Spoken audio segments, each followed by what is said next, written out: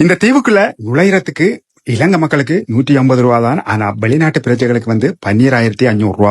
அதோட நீங்க வாடகைக்கு எடுக்கிற அந்த போட்டுக்கு 8,000 ரூபா. அதுல நீங்க 7 பேர் போகலாம். நீங்க போட்டை தனியாவும் எடுத்துக்கொண்டு போகலாம். இல்லைன்னு சொல்லி சொன்னா 2 பேர் 3 பேர் அப்படி போனீங்கன்னு சொல்லி சொன்னா அந்த 7 பேர் சேர் மட்டும் நின்று அந்த காசை பிரிச்சு அந்த பயணத்தை மேற்கொள்ளலாம். இதே அந்த பக்கத்துல இருக்கிற அந்த பீச் ஹோட்டல்ல நீங்க போட்டை எடுத்தீங்கன்னு சொல்லி சொன்னா 1,500 ரூபா கூட இந்த பிரைவேட் கம்பெனியோட, அதாவது 9,500 ரூபா போட்டுக்கு. இந்த தீவு ஏன் பிரபல்யம் சொல்லி சொன்னா இலங்கையிலேயே ஒரு சிறந்த இடம். நீர்வாழ் உயிரினங்களை அந்த நீருக்கடியில சென்று பாக்குற அந்த ஸ்னோக்லிங் என்றதுக்காகத்தான். கரையில இருந்து இந்த தீவுக்கு வர 30 நிமிஷம் எடுக்கும். நீங்க ஒரு இலங்கை பிரஜையா இருந்தா உங்களுக்கு 1,300 ரூபா தான் முடியும் இந்த தீவுக்கு வந்து போறதுக்கு. அவ்வளவு ஒரு வேர்த்தான பயணம். குடும்பமாவோ இல்ல நண்பர்களோடயோ சாப்பாடு எல்லாம் கட்டி கொண்டு குளிச்சுட்டு அங்க இருந்து சாப்பிட்டு சில் பண்ணிட்டு போறது உண்மையாவே அது ஒரு வேற விதமான அனுபவம். நீங்க திருவோணமலைக்கு போனீங்கன்னு சொல்லி சொன்னா இந்த இடத்தை கண்டிப்பா தவற விட்டுறாதீங்க.